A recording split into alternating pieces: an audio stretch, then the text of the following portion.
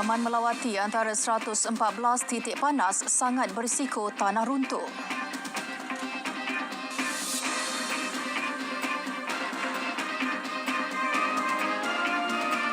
Assalamualaikum, salam Malaysia Madani, saya Farhatul Asyati Osman.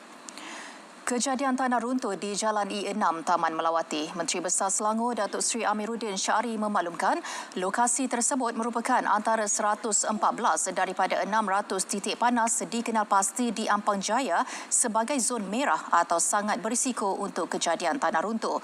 Manakala kira-kira 400 lagi kawasan dikategorikan sebagai zon jingga atau berisiko. Beliau turut memaklumkan kerja pembersihan dan penelitian sedang dijalankan Jabatan Mineral dan Geosains Malaysia JMG dan Jabatan Kejaraya JKR di lokasi.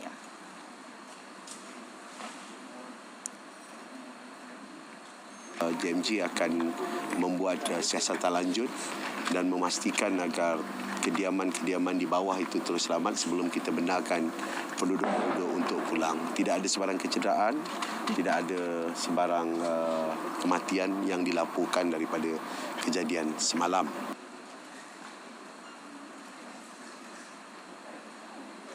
Perkembangan banjir, jumlah penduduk terjejas banjir yang ditempatkan di 11 PPS di 4 daerah di Kedah setakat pukul 12 tengah hari menurun kepada 1,266 orang berbanding 1,278 orang pada pukul 8 pagi tadi. Timbalan Pengarah Angkatan Pertahanan Awal Malaysia APM, Kedah Meja Pertahanan Awal Muhammad Suhaimi Muhammad Zain berkata daerah baling catat pengurangan kepada 459 orang. Kesemua mereka ditempatkan di 4 PPS iaitu Dewan Tun Abdul Razak Baru 78 orang, Dewan Tun Abdul Razak Lama 91, Kompleks Rakan Muda 235 orang dan Sekolah Kebangsaan SK Kuala Ketil 55. Di Kota Star pula seramai 469 penduduk masih ditempatkan di 4 PPS iaitu Sekolah Menengah Kebangsaan SMK Alumera 164, SK Titi Gajah 78, SK Taman Aman 160 dan SK Seri Gunung 67 penduduk. Manakala di Pendang seramai 334 penduduk ditempatkan di 2 PPS iaitu Dewan Kompleks Rakan Sukan Tanah Merah 229 dan SMK Pendang 105. Sementara itu di Perak, jumlah mangsa penduduk terjejas meningkat kepada 1,064 orang berbanding 1,042 orang sebelum ini. 8 pusat pemindahan sementara PPS masih beroperasi di negeri itu. Di daerah Kuala Kangsar, 3 PPS dibuka menempatkan 780 orang penduduk. Sementara di daerah Kerian, 104 orang berlindung di 2 PPS di daerah itu. Manakala di daerah Hilir Perak, Perak Tengah dan Mualim, 1 PPS dibuka masing-masing menempatkan 103 orang, 33 orang dan 44 orang. Di Temerloh Pahang, 1 lagi pusat pemindahan sementara PPS dibuka iaitu di Sekolah Menengah Bukit Cermin menempatkan 26 penduduk terjejas daripada 8 keluarga. Penambahan itu menjadikan jumlah keseluruhan 9 PPS dibuka di daerah itu. Jumlah keseluruhan penduduk terjejas meningkat kepada 1,603 orang daripada 490 keluarga setakat pukul 12 tengah hari. Menurut portal Info Bencana Jabatan Kebajikan Masyarakat, angka itu bertambah berbanding 1,481 orang daripada 440 keluarga direkodkan 11 malam tadi. Dewan SMK Seri Semantan menempatkan penduduk terjejas paling ramai iaitu 693 orang daripada 213 keluarga. Diikuti PPS Sekolah Kebangsaan SK Desa Bakti 566 orang, SMK Mentakap 11 orang, SK Bukit Cermin 96 orang, SK Lancang 36 orang dan PPS Balai Raya Mempatih 32 orang. Di Johor pula, jumlah penduduk terjejas kekal 15 orang daripada 2 keluarga. Kesemuanya ditempatkan di sebuah pusat pemindahan sementara PPS di Batu Pahat setakat 12 tengah hari tadi. Menerusi kenyataan Jawatan Kuasa Pengurusan Bencana Negeri, hanya daerah Batu Pahat terkesan banjir ketika ini. Paras air di Sungai Lenik, Ladang Shah, Batu Pahat berada pada tahap amaran iaitu 5.64 meter. Manakala 3 sungai berada pada paras waspada iaitu Sungai Simpang Kanan di Parit Berlemam, Empangan Sembrong dan Sungai Sembrong di Batu Dua Sembrong. Pelan operasi musim banjir dirangka SWM Environment sebagai langkah persediaan menghadapi monsun timur laut di Johor yang dijangka bermula November sehingga Mac depan. Pengurus Besar Korporat SWM Environment Muhammad Nur Lisam Muhammad Nordin berkata, antara pendekatan dirancang kerja pembersihan longkang di 15 kawasan pihak berkuasa tempatan bagi memastikan saliran terbabit tidak tersumbat. SWM Environment juga akan bekerjasama dengan Kerajaan Johor dan pihak terlibat bagi melaksanakan gerak kerja operasi banjir terutama di kawasan berisiko tinggi. Kerjasama itu termasuk operasi kutipan sisa pepejal dan penempatan tong sampah mengikut keperluan di PPS. Selain itu, kenderaan bercentera SWM Environment akan digerakkan dalam operasi pembersihan pasca banjir mengikut permohonan pihak berkuasa.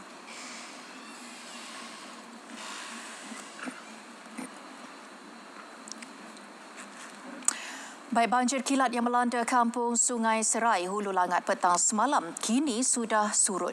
Hari ini kerja-kerja pembersihan sedang giat dilaksanakan dan perinciannya kita akan langsung bersama Samsia Samsi. Silakan. Baik, terima kasih. Saya kini berada di Kafar Integrasi Sungai Serai di Hulu Langat bagi mengetahui situasi terkini berkenaan banjir di kawasan ini. Dan untuk makluman anda, ketika ini proses pembersihan sedang dijalankan di Kafar ini. Dan bagi mengetahui lebih lanjut mengenai perkara ini, saya kini bersama-sama dengan Puan Martini Muhammad Saleh selaku Guru Besar Kafar Integrasi Sungai Serai. Mari. Apa khabar Ustazah? Alhamdulillah, sihat. Alhamdulillah. Ustazah, mengenai proses pembersihan pada pagi ini, boleh Ustazah jelaskan? Proses pembersihan pagi ini kami mulakan daripada pukul 8.30 tadi. Awalnya kami bersama dengan beberapa orang guru-guru sekolah kami ada dalam 5 orang. Lepas tu dibantu oleh pengurusi dan AJK sekolah. Juga ibu bapa penduduk di sekitar kampung Sungai Serai. Kemudian dalam pukul 10 lebih 10 tadi pihak FRU datang untuk membantu kami lah. Alhamdulillah setakat sekarang ni semua berjalan lancar lah. Alhamdulillah. Ustazah, boleh ceritakan tak macam mana keadaan situasi banjir semalam di sekolah ni? Asalnya semalam saya mohon izin daripada pihak UPI Pait untuk merehatkan budak sebab kami dalam pukul 11 lebih kami dimaklumkan bahawa air daripada Dusun Tua dah naik. Kami diminta untuk berjaga-jaga dah di bahagian bawah Nandin dan Sungai Serai. Jadi kami rehatkan murid. Kemudian dalam pukul 1 ke pukul 2 tu air dah mula naik. Pukul 2, pukul 3 air dah naik. Kami kebetulan murid tak ada. Kalau murid ada, susahlah kat kami. Tapi hanya kami je, kami kena keluarlah bawa ni. Lepas tu memang dah tak boleh nak selamat apa-apa lagi dah. Memang kami dah siap susun kemas dah untuk pembelajaran hari ni. Tapi banjir kali kedua, inilah hasilnya. Melibatkan berapa orang semua melakukan proses pembersihan pada pagi ni? Pagi ni kalau saya nampak lebih kurang dalam 30-40 orang lah. Termasuk dengan FRU sekali. Ibu bapa dan FRU. Dijangka tu siap dalam bila? Petang ke macam mana Ustazah? Kalau siap sepenuhnya insya-Allah petang. Siap sepenuhnya lah dengan apa semua. Ustazah, dijangka esok akan bermulanya air pasang besar di Selangor. Bagaimana tu Ustazah dalam langkah-langkah persediaan pihak sekolah?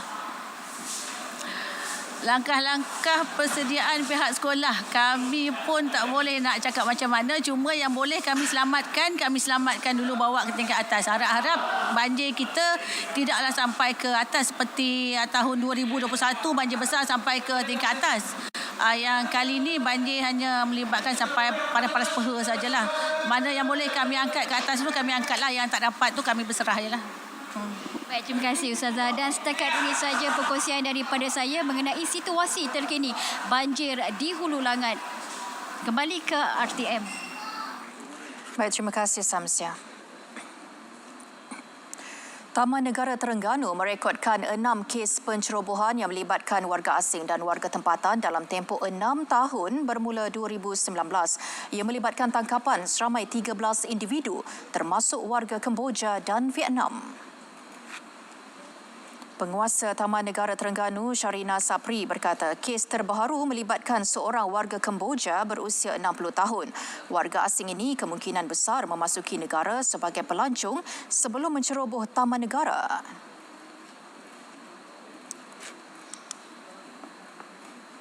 Berkemungkinan besar mereka masuk sebagai pelancong, walaupun mereka tidak masuk melalui Taman Negara Terengganu, tetapi hutan ni bersambung kan. Jadi mungkin dia orang turunkan di sebelah laut dan dia berjalan kaki masuk ke dalam Taman Negara.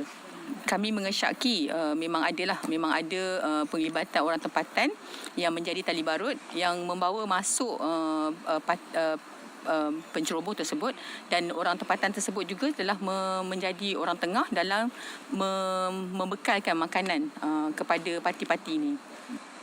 Tambah beliau, pihaknya akan terus memantau dengan kekuatan 18 anggota perhilitan dan bantuan 42 ranger komuniti untuk mengekang aktiviti terbabit.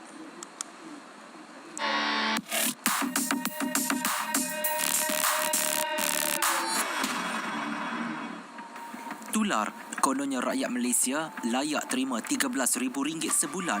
Laporan media yang memetik kenyataan Perdana Menteri itu dakwa dana diperoleh menerusi lebihan kutipan cukai. Untuk layak, orang ramai hanya perlu melabur menerusi sebuah skim dalam talian. Semakan pasukan Biar Betul mendapati maklumat yang dikongsi tak betul. Ini kerana Perdana Menteri tak pernah promosi pelaburan tersebut. Laporan itu juga tak diterbitkan media terbabit. Ia sebenarnya helasi sindiket yang menyamar sebagai agensi media. Jika klik pada pautan diberi, orang ramai akan dibawa ke laman sesawang pihak ketiga yang paparkan testimoni individu terkenal. Namun, kesahihannya meragukan. Usah jadi mangsa, tak perlu teruja mahu jadi kaya sekelip mata. Silap langkah, wang dilabur jadi pendapatan bulanan sedikit. Terima bahan fitnah atau disyaki tidak betul, segera lapor ke MCMC. Biar betul, tak pasti, jangan kongsi.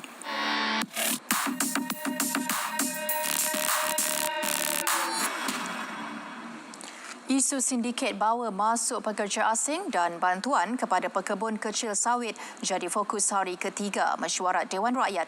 Perinciannya kita bersama Atika Makhtar di lobi Parlimen. Silakan Atika. Baik Farah, 47 sindiket bawa masuk pekerja asing berjaya ditumpaskan sejak Januari hingga bulan ini. Ia melibatkan 1,285 tangkapan, membabitkan ahli sindiket dan pendatang tanpa izin. Notis penolakan masuk NTL yang dikeluarkan kepada warga asing setakat bulan lepas pula mencecah 25,215. Bukan sekadar mereka dikenakan NTL di pintu masuk. Bahkan imigresen juga sudah pun mewujudkan pasukan khas yang membuat rondaan sebelum daripada pengembara ini pergi ke kaunter imigresen. Jika pasukan ini mengesan mereka ini berlama-lama, 5 jam, 6 jam, 7 jam, 8 jam masih tak pergi ke kaunter, bermaksud sedang tunggu isyarat daripada sindiket. Nak maklum mereka kaunter mana mereka patut pergi. Hasil daripada pasukan rondaan ini, setakat September tahun ini, kita telah berjaya menyekat 6,694 orang pengembara daripada masuk. Kerana alamat tempat dia nak datang ke Malaysia, dia tak ada, wang dia tak cukup, dan segala macam. Manakala Jabatan Imigresen kini dalam proses akhir memuktamadkan perolehan sistem saringan awal pengembara selain menaik taraf CCTV dilengkapi audio dan visual di kaunter pemeriksaan, dan ini berhubung program pembiayaan mudah tanam semula pekebun kecil sawit TSPKS 2.0 sejak Januari hingga Isnin lalu 1,165 pekebun kecil sawit menerima manfaat membabitkan pembiayaan hampir RM53 juta.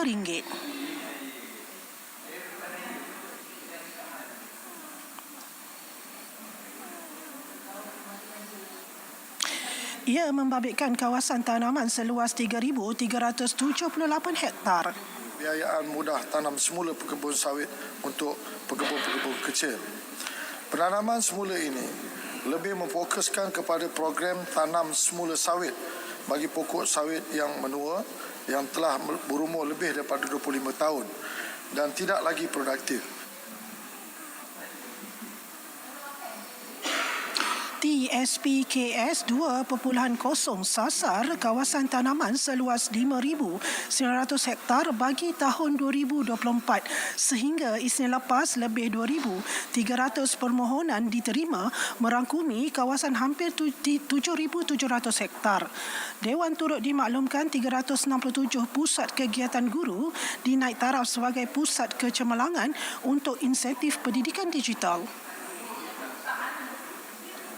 Pusat-pusat ini telah pun dinaik tarafkan dan juga dilengkapi dengan peralatan dan perkakasan studio digital seperti yang telah pun dilengkapi dengan peralatan dan perkakasan untuk dijadikan satu studio digital supaya ia boleh digunakan oleh murid dan guru untuk menghasilkan konten ataupun kandungan masing-masing. Dari tahun 2022 sehingga tahun 2024, peruntukan sebanyak 44.6 juta ringgit telah pun digunakan, diperuntukkan untuk tujuan penaik tarafan pusat kegiatan guru untuk menjadi pusat kecemerlangan, iaitu Center of Excellence.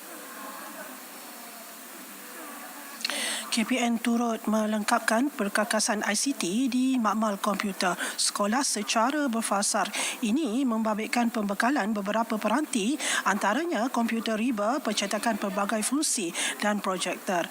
Baik, sekian sahaja laporan dari Bangunan Parlimen. Kita terus bersama Faratul untuk laporan berita tengah hari seterusnya. Silakan Faratul. Baik, terima kasih Atika Maktar.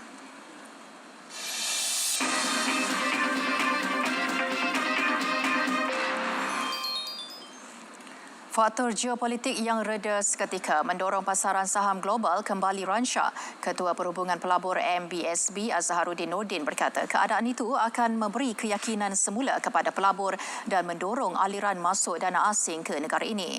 Di sebalik jangkaan tersebut, pasaran saham tempatan kekal berhati-hati minggu ini didorong sentimen pelabur menjelang pengumuman belanjawan 2025.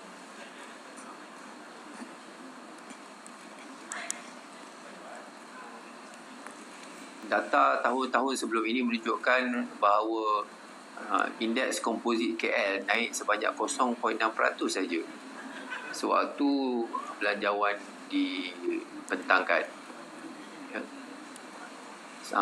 Minggu ini, sementara itu ringgit masih kekal mata wang terbaik Asia dengan mencatat peningkatan 6.5% berbanding dolar Amerika Syarikat setakat semalam. Namun dolar kembali dalam trend meningkat berbanding kebanyakan mata wang dunia termasuk ringgit. Ia didorong data ekonomi negara maju itu yang memberi isyarat positif akan terus berkembang dan tidak berdepan risiko kemelisitan. Ringgit menokok sedikit berbanding dolar Amerika Syarikat. Indeks dolar terus meningkat selepas calon pilihan raya Presiden Amerika Syarikat Donald Trump mengumumkan hasrat menaikkan tarif import untuk melindungi dan meningkatkan ekonomi negara itu.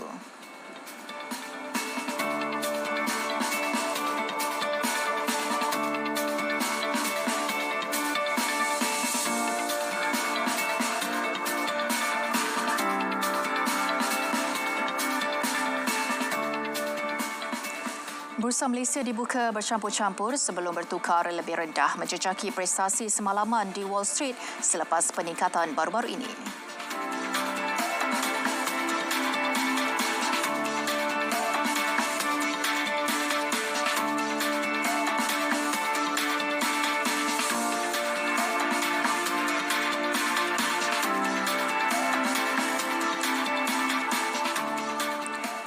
Penetapan Dobi sebagai tempat larangan merokok langkah tepat untuk lindungi keselamatan dan kesihatan pengguna. Ia disambut baik masyarakat termasuk pengusaha Dobi yang sudah lakukan persediaan menjelang penguatkuasaan peraturan itu mulai tahun depan. Laporan Izlin Azmi.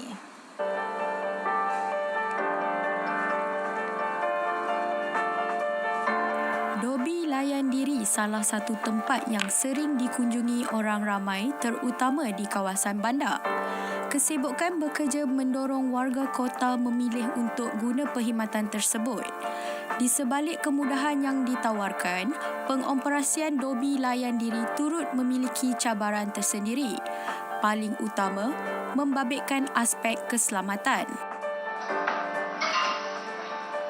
Salah satu isu yang sering dibangkitkan adalah kesukaran untuk mengawal tindakan pengguna yang menggunakan ciri-ciri Dobi Layan Diri yang tidak mempunyai pekerja termasuk petugas keselamatan. Situasi ini mendorong sesetengah pengguna sesuka hati untuk melakukan apa sahaja termasuk merokok di kawasan ruangan ini. Nampak kecil dan biasa, tetapi sebenarnya merokok di ruangan Dobi dapat mengundang bahaya kepada orang ramai.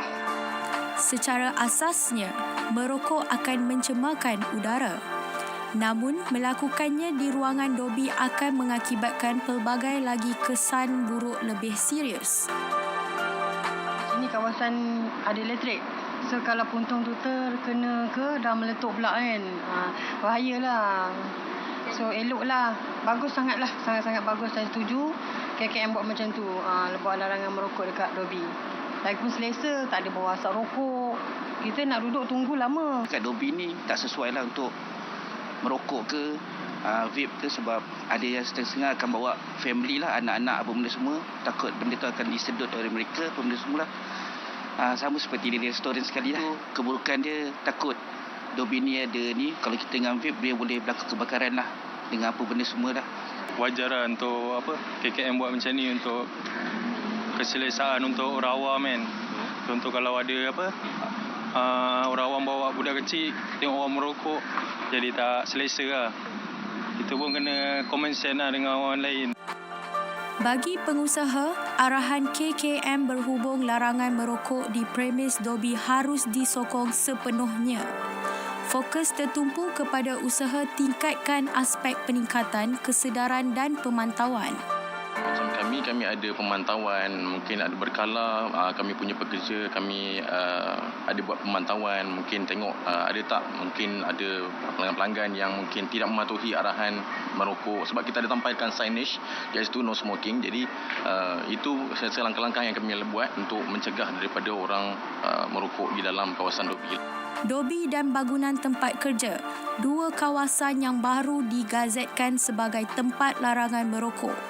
Ini menjadikan jumlah keseluruhan tempat larangan merokok 28. Individu yang ingkar arahan berdepan tindakan tegas pihak berkuasa. Izlin Azmi, RTM.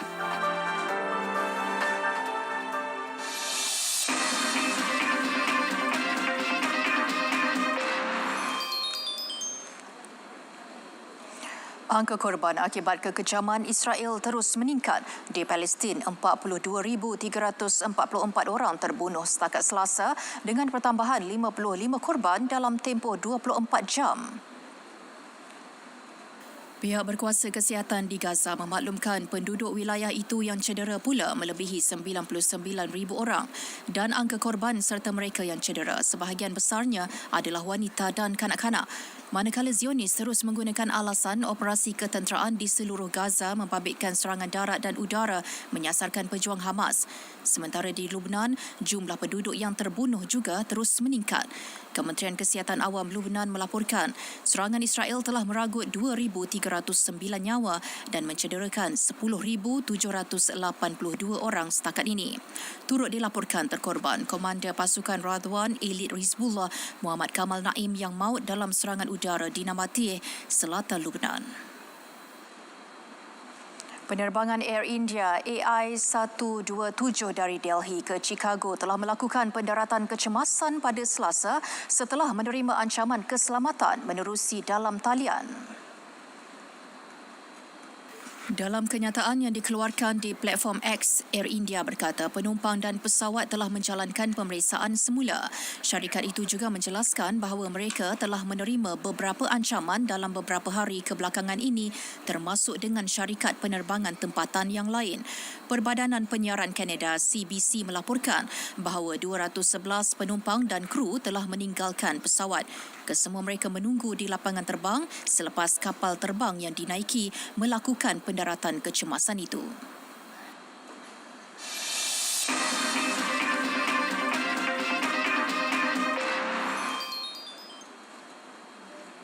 Menjelang kejuaraan motosikal dunia Grand Prix Malaysia pada 1 hingga 3 November ini, Ketua Pegawai Eksekutif Litar Antarabangsa Sepang SIC Azhan Syafriman Hanif sahkan pelumba negara akan beraksi menerusi tiket wildcard pada perlumbaan tersebut. Saya pun difahamkan dalam masa terdekat ini juga rider-rider itu tengah buat persiapan untuk World Cup untuk tahun ini dan insyaAllah dalam masa terdekat ini syarikat tersebut akan mengumumkan sendiri siapa yang akan menduduki seat dalam World Cup tersebut.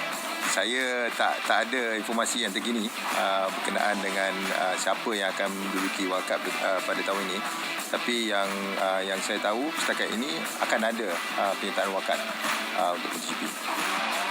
Tahun lalu, pelumba negara Helmi Azman dan Azroy Hakim Anwar masing-masing meraih 2 tiket wildcard dalam kelas Moto2 bersama pasukan Petronas MIE Racing Honda Team. Sementara itu, mengenai jualan tiket GP Malaysia, Syafriman akui ia mendapat sambutan menggalakkan. Ini susulan inisiatif SIC bersama Kerajaan Pusat sebelum ini yang menawarkan tiket semurah RM49.90 untuk tempoh 3 hari perlumbaan. Jalan tengah mendadak, tengah menaik. Kita tinggal dalam 70 ke 80% kita dah menjual. So ada sikit lagi push. Dalam pada itu, Kerajaan Negeri Selangor akan mempertimbang untuk mengurangkan cukai hiburan bagi tiket GP Malaysia. Esko Selangor Dato' Eng Sulim berkata pengurangan cukai itu boleh dipertimbangkan untuk acara yang membawa impak ekonomi besar kepada negeri. Biasanya kerajaan negeri kita tidak keberatan sekiranya justifikasinya ini sangat tepat dan tepat pada sasaran. Kita akan bagi pertimbangan sebagainya. Mungkin akan dikurangkan dan sebagainya lah. Ini paling penting. Beliau berkata demikian pada sidang media kerjasama strategik Litar Antarabangsa Sepang dan Tourism Selangor di Sepang. Ketika ini, cukai sebanyak 25% dikenakan ke atas tiket jualan kejohanan MotoGP. Berita tengah hari berakhir di sini. Dari Sungai ke Segara, Palestin pasti merdeka. Assalamualaikum, salam Malaysia Madani.